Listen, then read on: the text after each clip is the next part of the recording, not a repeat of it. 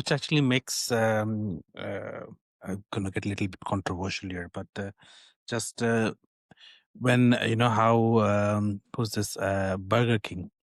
So Burger King has a model on based off McDonald's. So they wait for McDonald's to open a store somewhere, establish a business, keep running for 6 months to a year, see how it is. And if you look anywhere in the world, you find a McDonald's, you're going to find a Burger King right next to it.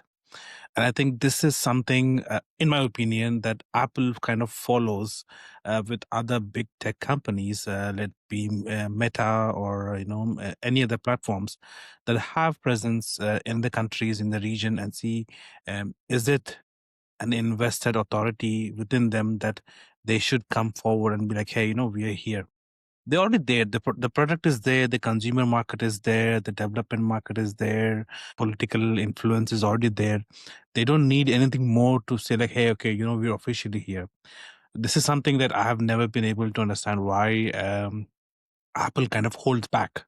Even Dubai, I'm like, they opened up 4 years after the Dubai Mall was fully functional and Burj Khalifa was operational and everything. And then they said, oh, you know what? Okay, Dubai is becoming a tourism hotspot. People are going.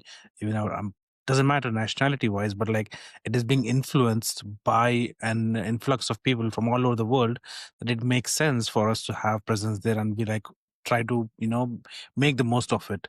Do you think it's kind of the same with Saudi also, more than trying to benefit from where Saudi is going now, than to come and be part of that journey as well? I wouldn't look at it from that perspective. I would look at it from the point of view when it comes to Apple in specific, that Apple and one of the critiques that consumers have with Apple is that it's either 0% or it's 100%.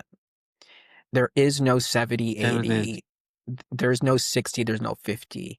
I don't want to name check any other companies, but there are other major companies that make phones and maybe even foldables that prefer to experiment publicly and whose first generation product is not a mainstream product. Apple does not experiment publicly. Apple, when it releases something, They're sure of goes a it. hundred. They're 100% sure of it. It is the best that they can make. It's not a half off product. No, it is the best that they can make. I look at it very similarly from a business perspective. Um, I have no doubt that Apple could have opened here years ago. There was nothing stopping them from opening up here 5, 6 years ago.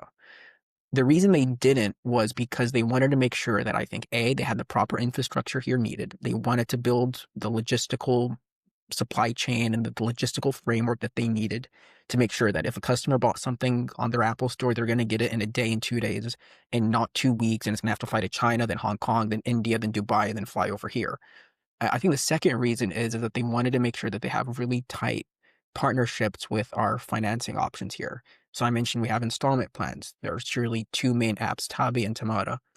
They wanted to make sure that they have really strong partnerships with those so they can integrate those quite well into the online store and the physical store. And third, and most importantly, is the people. The Apple Developer Academy. I'm not quite sure exactly when it opened, but there would be very little value, in my opinion, for Apple to have just straight up opened up a store here without at least cultivating some sense of community of developers, some sense of community of startups, some sense of community where once it does open, those people have a home.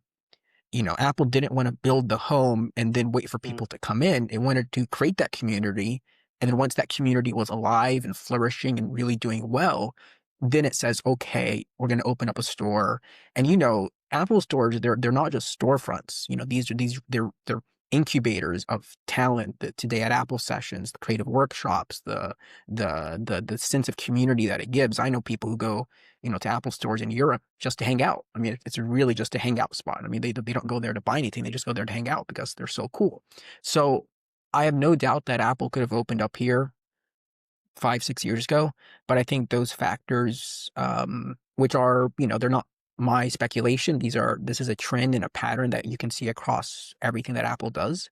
But I think those reasons are probably why Apple said, let's wait it out a bit. Let's build the foundation first, and then once we feel that that foundation's strong enough, we'll build on top of it.